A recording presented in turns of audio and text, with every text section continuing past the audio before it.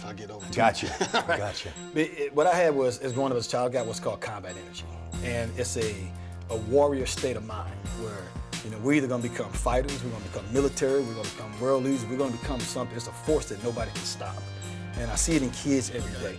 When I was coming up, nobody understood. So they didn't, you know, I was a track star. I taught myself how to run high hurdles and beat everybody. And I was actually started martial arts when I was a kid.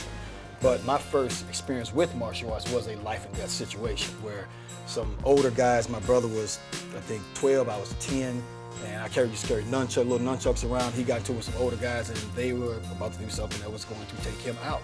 And so I pulled my nunchucks out and I used them, and I stopped it. So that's traumatic. Try living with that, you know, as a little kid saying, oh my goodness. How old were you when that happened? I was about 10 or 11 years old. Okay. You know, and it was in the Riverview area.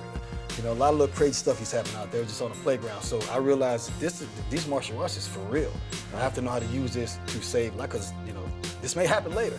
So that made me really defensive. I stuck up for a lot of people. I was always in the fights, defending people, taking out the bullies. You know, I always had this, I was a protector inside my heart, and I always was willing to go all the way. I didn't care.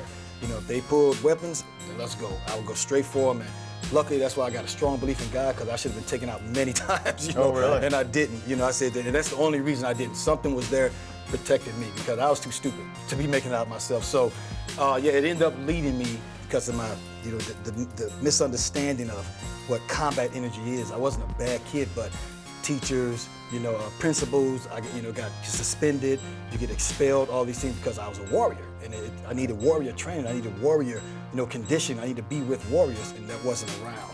So it ended up leading me into a position, where I landed in prison, and I spent 6 years in prison.